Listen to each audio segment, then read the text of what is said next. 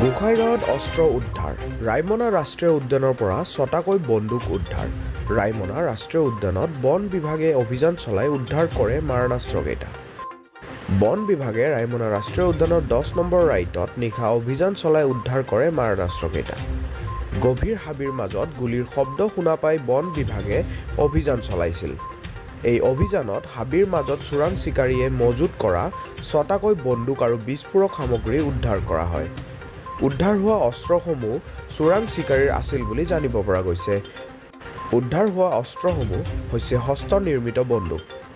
ৰাইমনা ৰাষ্ট্ৰীয় উদ্যানত হাতী হৰিণ বনৰীয়া গাহৰি আদি জীৱ-জন্তুক হত্যা কৰাৰ কামত ব্যৱহাৰ কৰা হৈছিল এই মাৰণাস্ত্ৰকেইটা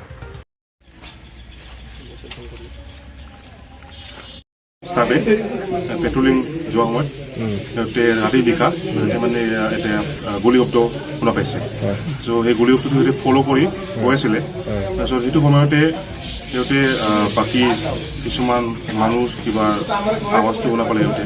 আৱাজ শুনি সিহঁতে ফ'ল' কৰিলে সেইটো সময়তে কি হ'লে এই মানে দুষ্কৃতিবিলাক এজনে দেখা পালে আমাৰ ষ্টাফকেইটা তাৰপিছত সিহঁতে চিঞৰ বাখৰ কৰিলে চিঞৰ বাখৰ কৰাৰ পিছতে মানে পলাই গুচি গ'ল তাৰ পৰা তাৰপিছত আমাৰ ষ্টাফবিলাক গৈ কিনে দেখা পালে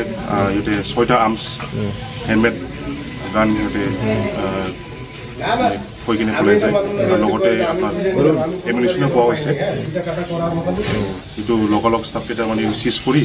তাৰপিছত এইটো আহাতে এইটো আবেলি হৈ গ'ল এতিয়া আমাৰ ৰেডছত আনিলে আনি কিনে আমি এইটো চালোঁ চাই কিনে এতিয়া কেছটো আমি ৰেজিষ্টাৰ কৰিলোঁ আজি কোৰ্টত জমা দিম আৰু জমা দি কিনে এইটো ইনভেষ্টিগেশ্যন চলি আছে আৰু আপোনালোকৰ পইচাটো লাগিব এই বন্দুকখিনি পোৱা নাই এতিয়া আপোনাৰ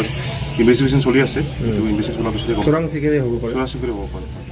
মানুহ পোৱা কিমান ৬টা বন্দুক পাইছে কিমান নম্বৰ এইটো আপোনাৰ বুটামবৰৰ ওচৰত ১০-১১